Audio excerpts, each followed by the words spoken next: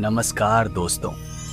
ये तो सभी जानते ही होंगे कि जीवन और सांस को एक ही तुल्य माना जाता है, क्योंकि यह सांस जन्म के साथ आती है और मृत्यु के साथ ही चली जाती है। मृत्यु तो सभी को आनी है, यह कटु सत्य है। लेकिन आप शायद नहीं जानते कि हम अपनी सांसों की मदद से मृत्यु पर भी विजय प्राप्त कर सकते हैं। अगर हम अपने सातों चक्र जागृत कर लेते हैं तो मृत्यु पर भी विजय पाना संभव है। यह वीडियो आपके लिए बहुत ही लाभदायक होने वाली है। इस वीडियो में सांसों की पूर्ण विधि बताई गई है कि सांस कैसे लेनी और छोड़नी है, तो वीडियो को थोड़ा सा भी स्किप मत करना, वरना यह विधि काम नहीं करेगी। तो चलिए वीडियो शुरू करते हैं। दोस्तों, जब आप सांस अपने अंदर लेते हैं और जब सांस बाहर छोड़ते हैं तो उस बीच एक छोटा सा विराम होता है, जो इस विराम में एक गहन और दिव्य स्थिति का अनुभव कराता है, जिसे रवि स्थिति कहा जाता है।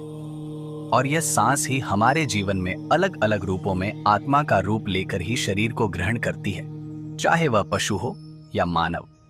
जब सांसों में बदलाव होता है तो उसके अनुसार ही मनुष्य का जीवन और चेतना भी बदल जाती है।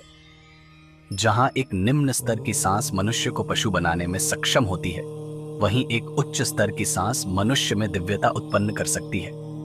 वहीं छोटी और निम्न स्तर की सांसें जीवन को बेकार और कमजोर बनाती हैं। वहीं दूसरी ओर धीमी और उच्च स्तर की सांसें जीवन को मजबूत और शक्तिशाली बनाती हैं। और यदि मनुष्य अपनी सांसों को निचले स्तर पर गिरा लेता है तो उसका जीवन नरक के समान बेकार होने लगता है। इसी के विपरीत यदि मनुष्य अपनी सांसों को ऊपर की ओर उठा ले तो उसकी चेतना देव के समान हो जाती है। और यही वह बिंदु है जहां मैनिफेस्टेशन यानी भौतिक जगत में विचारों के सपनों को साकार करना संभव हो जाता है। दोस्तों, भगवान शिव विज्ञान भैरव तंत्र में सांसों की एक ऐसी विधि बताते हैं जिसका प्रयोग ओहम भगवान शिव ने किया, जिसको ओहम विद्या कहा जाता है। स्वयं विद्या सांसों की एक ऐसी लय पर आधारित है। यदि इसका अभ्यास दिन में 111 बार किया जाए तो सिर्फ कुछ ही दिनों में यह मनुष्य की चेतना को भयंकर रूप से बदल देती है।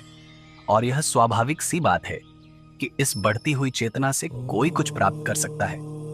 ओहम विद्या का वर्णन प्राचीन वेद, पुराण और उपनिषदों में मिलता है। जब हम शांति से बैठकर अपनी आंखें बंद करते हैं और सांसों पर ध्यान केंद्रित करते हैं तो हम मानसिक रूप से ओहम का जाप करते हैं, जिसका अर्थ है ओ और हम की ध्वनि पर ध्यान केंद्रित करते हुए सांस लेने की प्रक्रिया के दौरान ओहम की ध्वनि को सुनना। इसका अभ्यास सांसों के एक विशेष लय पर केंद्रित है। यदि हम ध्यान दें तो प्रत्येक सांस के साथ ओ की ध्वनि गुजरती है और प्रत्येक सांस छोड़ने के साथ हम की ध्वनि गुजरती है। यह प्राचीन महामंत्र स्वयं भगवान शिव का गुरु मंत्र था। हम अपने सपनों और अपनी इच्छाओं को पूरा करने की कोशिश में अपने सबसे शक्तिशाली उपकरण को अनदेखा कर देते हैं जो हमारे पास है, यानी हमारी सांसें।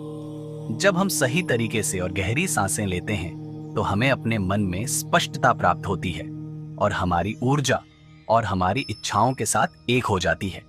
योग और प्राचीन परंपराओं में नाड़ी का प्रमाण हमारे जीवन के शक्ति के प्रवाह को समझने में एक महत्वपूर्ण भूमिका अदा करता है। इनमें से इड्डा, पिंगला और सुषुम्ना नाड़ी सबसे महत्वपूर्ण नाड़ियों के 3 चरण हैं जो हमारे शरीर में विभिन्न स्थानों पर दौड़ती रहती हैं। इड्डा नाड़ी हमारे शरीर के स्त्री पक्ष को दिखाती है, जैसे हमारा शरीर, हमारा मन, हमारी बुद्धि। वही पिंगला हमारी ऊर्जा के पुरुष पक्ष को यानी हमारी चेतना को दिखाती है, जिसे सुप्रीम कॉन्शियसनेस या शिव भी कहते हैं। और जब शिव और शक्ति एक हो जाती हैं, यानी इडरा और पिंगला नाड़ी सुषुम्ना नाड़ी में स्थित हो जाएं, तो मैनिफेस्टेशन या मुक्ति संभव है।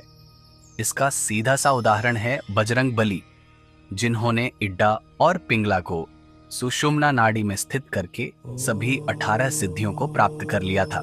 हनुमान चालीसा में कहा गया है, अष्ट सिद्धि 9 निधि के दाता स्वर दिन जानकी माता। अष्ट सिद्धि जिसका अर्थ है अणिमा, महिमा, गरिमा, लघिमा, प्रकाम्या, ईशित्व, वशित्व और कामावसाय। ये अष्ट सिद्धियां बजरंग बली के पास थीं, जिसमें अणिमा का अर्थ होता है अपने शरीर को एक अणु के समान छोटा कर लेना। महिमा का अर्थ होता है अपने शरीर को विशाल कर लेना, गरिमा भारी होने की शक्ति देती है। लघिमा हल्का होने की शक्ति प्रदान करता है। प्रकाम्या किसी भी चीज को प्राप्त करने की शक्ति देता है। ईशित्व सृजन करने की शक्ति है। वशित्व सभी चीजों को अपने बस में करने की शक्ति है। और कामावसाय सहायता यानी किसी इच्छा को पूरा करने की शक्ति प्रदान करता है। यदि आप इसे ध्यान से देखें तो यह अष्ट सिद्धियां आपकी किसी भी इच्छा को पूरा करने में सक्षम है, जो ईड़ा और पिंगला नाड़ी को सुषुम्ना नाड़ी में व्यवस्थित करने से प्राप्त होती है। सुषुम्ना नाड़ी कुंडलिनी जागरण में महत्वपूर्ण भूमिका निभाती है और आपकी चेतना को ऊपर उठाती है। सुषुम्ना नाड़ी को जागृत करने की सबसे सरल विधि है आपकी सांसों को नाभि तक पहुंचाना, और नाभि तक ली गई सांसें सभी चक्रों को सक्रिय कर देती हैं। 111 सांसों का एक ऐसा रहस्य है जो आपकी सांसों को सरलता से नाभि तक लेकर जाता है। इसके लिए हमें अपने पीठ के बल लेट जाना होता है और अपनी नाभि पर एक भारी किताब को रखना है और अपने दोनों हाथ सिर के पीछे ले जाना है। इसके बाद हर सांस के साथ किताब को ऊपर उठाएं, बिना शरीर को हिलाए अस्पष्ट रूप से किताब को ऊपर उठाएं और नीचे गिराएं। यह अभ्यास प्रत्येक दिन 10 मिनट जरूर करें और समय बढ़ाकर 30 मिनट तक ले जाएं।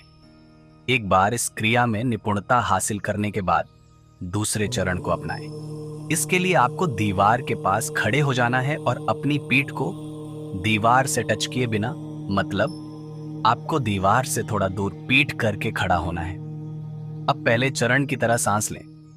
अपने हाथों को सिर के ऊपर उठाएं जब तक कि आपका हाथ पीछे की दीवार को छू न दे। सांस छोड़ते समय अपने हाथों को नीचे की तरफ करें। यह अभ्यास तब तक करें जब तक यह स्वाभाविक और अचेतन हो जाए। अब बढ़ते हैं तीसरे चरण में। बढ़ने से पहले सांस लेने की विधि जान लेते हैं। दोस्तों, सांस लेने की सही विधि ध्यान में बहुत महत्वपूर्ण होती है। यहां एक सरल और प्रभावी तरीका बताया गया है जिससे आप ध्यान के दौरान सही तरीके से सांस ले सकते हैं। एक आरामदायक जगह चुनें जहां शांति हो। रीढ़ सीधी रखें लेकिन शरीर को तनाव मुक्त रखें, मतलब आपके दिमाग में किसी भी प्रकार की टेंशन नहीं होनी चाहिए, बिल्कुल माइंड फ्री। आप जमीन पर बैठ सकते हैं या कुर्सी का सहारा भी ले सकते हैं। धीरे धीरे अपनी आंखें बंद करें और अपने मन को शांत करने का प्रयास करें। सारे विचारों को धीरे धीरे छोड़ते जाएं और खुद को वर्तमान में महसूस करें। फिर धीरे धीरे नाक से लंबी और गहरी सांस लें। अपनी छाती के बजाय पेट से सांस लें, मतलब सांस अंदर लेकर नाभि पर कुछ देर होल्ड करना है, जिससे डायाफ्राम सक्रिय होता है और गहरी सांस ली जा सकती है। फिर सांस को थोड़ी देर रोकें, 3 से 4 सेकंड या जितनी देर आरामदायक हो। सांस के साथ कोई भी जबरदस्ती नहीं करनी है। यह सांस की शक्ति और ध्यान को केंद्रित करने में मदद करता है। इसके बाद सांस को मुंह या नाक से धीरे धीरे छोड़ें। ध्यान दें कि सांस छोड़ते समय आपके सभी तनाव आपके शरीर से बाहर निकल रहे हैं। अपनी पूरी एकाग्रता को सांसों पर केंद्रित करें।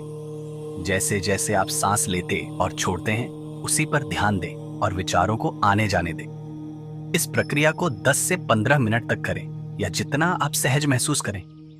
धीरे धीरे आपकी सांसें और आपका ध्यान गहरा होता जाएगा। दोस्तों, जब आप ध्यान समाप्त करना चाहें तो धीरे धीरे अपनी आंखें खोलें। कुछ देर अपने आसपास का वातावरण अनुभव करें और तब उठें तीसरे चरण की ओर। इस चरण को तभी शुरू करें जब तक पहले और दूसरे चरण में निपुणता हासिल न हो जाए। तीसरा चरण सांस विधि का सबसे महत्वपूर्ण चरण है। इसका उद्देश्य सांसों में लयबद्धता स्थापित करना है। पहले और दूसरे चरण की तकनीक को मिलाएं और प्राकृतिक लय स्थापित करने का प्रयास करें। तो आज बस इतना ही, और आगे ऐसे ही महत्वपूर्ण जानकारियों के साथ आपसे फिर मिलेंगे। तब तक के लिए आप सभी हंसते रहिए, मुस्कुराते रहिए और प्राचीन ज्ञान कहानी चैनल से जुड़े रहें। धन्यवाद।